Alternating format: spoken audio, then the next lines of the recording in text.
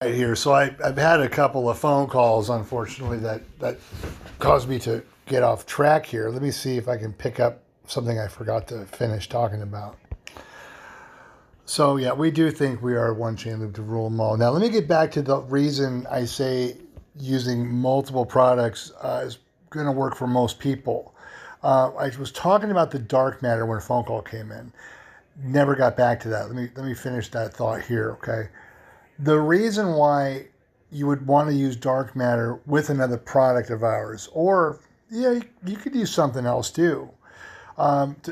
Basically, what happens is the dark matter becomes your main lube in the chain, and then you're going to want to top it off once in a while, and without adding all those dark particles every time, because basically you're just sort of wasting them. Once you've done, I'd say 4 to 5 applications of dark matter, you're going to look at your chain and see so many dark particles squeezing out. You know, you've got enough in there already. So let's say you washed your bike and you want to put some new lube on. That's where you'd want to go with like 5311 for a dusty day, and maybe the Uber Clear for another muddy day or rain day. And again, either one will work in either situation. One is more optimized for wet. One is more optimized for all year round. The Uber Clear sort of gets into some issues when it gets about 110 degrees out, 105 degrees out.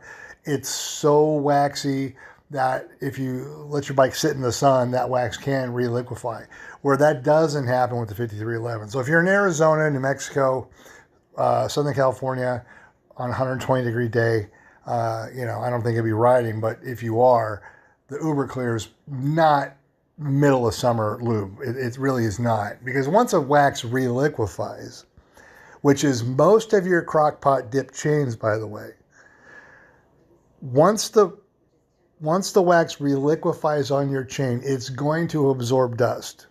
Now, our 5311 does not do this. Your chain will be cleaner than when you started, basically. You're really not going to believe it. So, yeah, back to talking about the dark matter here. This product here, which says dark matter across the top, once we renamed it, this product here will be fine all by itself on an e-bike for every application. You can just use this over and over. But if you see those black particles that are sort of in abundance on your chain, you might just want to throw some wax on, and we have a couple different products that'll work. In fact, any of our products will work as a top off, but I do recommend the 5311 because you are putting back a few more higher torque particles that are in there. There's some high torque particles in the Formula 1.2 as well at a $14.99 price point. So you could use these as top offs for your dark matter. It just depends on what you do. Now, if you're pushing your bike to the limit and pushing your battery to the limit and doing these 50, 60 mile e-bike rides in really bad conditions, go with our top end products. Where a casual rider might do fine with 1.2 as a top off, okay? Just a for instance. So, it's a couple dollars difference. It's not a big deal, but we're talking, what are these bikes now? I can't believe the price of bikes these days. I mean, it's $5,000 entry level for a decent bike that you want to ride and, feel safe on it, good brakes, good solid manufacturing, good parts, up to $12,000 now. This is the standard we're in. So when I started this product, I tried to create a $10 chain loop. That was the goal, was to keep this thing around $10, because that's what everything on the shelf was around $10. When it was all said and done, I did have the Smooth Lube original formula at $10 for a while, and it had to go to $12 almost immediately. And that's been at $12 the whole time. That's this right here, which is now our chain prep formula. Still $12 for 4-ounce bottle. And just so you know, our 4-ounce bottles are overfilled. It's more like 4.3 or 4. It's close to 4.5 ounces. We fill them as much as we can. We leave a little tiny room for expansion during shipping. but it's more than 4 ounces. So it's actually about 120. It's about 130 plus milliliters is what it is. So yeah, here is the list I wrote down almost 10 years ago. Stay clean, all conditions, okay? No maintenance ever. Never remove the chain. Never clean the chain. Never break a quick link. Never, ever, ever. Just forget about that part of your bike. Just lube it every once in a while, often, okay? Every 2-3 rides is a good, you're not going to have any problems if you lube your chain every 2 or 3 rides. You want to push it to 6 or 7 or 8, that's on you. Most people who've ever raced a bike lube their chain every ride. That's all I'm saying, okay? You do whatever you want. No quick link removal was number 3. That's part of the no maintenance. And then the bonuses were, let's hope we can get extended chain life. I was only getting 700 or 800 miles on a chain in the dirt with using everything. I've used Bow Shield T9. I've used everything. I don't want to name them all, but all the ones you see in your local bike shop, I've used every one of them, okay? I've never gotten more than 800 miles on a chain. And this is going back to Shimano and 9-speed, even back to 8-speed days, but 9-speed, then 10-speed. I'm still on 11-speed on all my bikes right now. I have a 12-speed on my SB165, which is probably the last bike I need a 12-speed on. But yeah, I have tried all the lubes. The chains have gotten a little better, yes, but even on my 11 speeds, I wasn't getting more than 1,000 miles on any mountain bike before. So we also wanted to get racing performance. That's been a big part of my life. And our racing performance in our 5311, you're not going to find anything better than it. I'm telling you, you're not. This is one chain lube to rule them all, no matter what GMBN says for 25 grand a month to be sponsored by those guys. But, and ours is really safe for the environment because you have no maintenance. So right there alone, we beat everybody out because we don't even need degreaser on our chains anymore with our product. So mine is by default better for the environment than everything else out there. And then also safe to use. You can see all the spatters. This sat on the desk for so long while I was doing experimenting. That's what that is. This is all me in my garage working on it 10 years ago. Number 7 was safe for everybody. So there's nothing harsh in it that's going to give you, I don't want to say the C word, but there's a lot of other products out there that are known to cause everything from reproductive harm to other kinds of things you don't want. And so I wanted something as safe as it could possibly be and still be an effective chain lube, okay?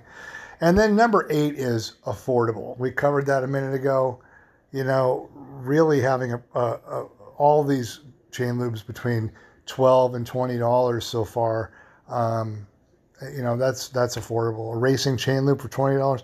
Take a look at what else is out there for that's considered a racing chain lube. $50 an ounce. There were bottles of that absolute black stuff, $150 a bottle. I don't even know how big the bottle was, but it wasn't bigger than ours. It was, we're talking about there's chain lubes out there that claim racing performance that are over $100. I don't hear much from them anymore. I know there's been a lot of people talking some negative things about that, and the Hambini guy comes to mind. But, listen, I developed this to solve all of these problems and more. There's also no break-in period anymore. When you do the chain prep procedure using the chain prep formula right here, you're taking your factory chain right out of the packaging, putting it on your bike with the packing grease still on the chain, and you're converting the chain over to any one of our products, whether it's this or any of the other products. You're never going to rinse your chain off with water, not even one time. You're never going to strip your chain down to bare metal, exposing it to oxygen, not even one time. You're never going to expose your chain, your brand new chain, to a high pH content, degreaser, not even one time. This chain prep formula solves oxygenation problems, it solves the high pH problems, and it also solves the corrosion problem of never having the bare metal of your chain ever exposed directly to water, ever, not even once. The corrosion inhibitors in this product, as well as everything else they're doing, it's converting it over without it ever being a naked bare chain ever. And that's why our break-in period gets no chain wear at all in the first 100 miles. Zero. So like I said, our product has made everything else on the market is officially obsolete. They're all trying to play catch up to my product for 7, 8 years now. I developed this 10 years ago. They still haven't even topped this. 10 years ago. So anyway, that's my rant. There's going to be a little more. I think I'll have to plug it in and maybe juggle these segments around. But they did touch on a few other things that are direct. They're directly calling out some things in the last podcast. So if you're going to play ball like that, I'm going to play ball like that too, GMBN. I don't care who you are. And I don't need you to market my product. Okay? Don't care. So I'm going to wrap this segment up here, and I may have to plug it in and patch it in before. There's at least 3 other points I want to point out in that video that are directly related to my last podcast that it really does irritate me, guys. If you've ever had intellectual property stolen from you in your life, you know how frustrating it is. This has happened to me multiple times in my life. I've gone over a little of these stories in the past. It has cost me hundreds and hundreds of millions of dollars, okay? And I'm not making that up, and I've got plenty of proof to prove it all. I'll talk to you guys soon. I'm going to wrap up this segment here.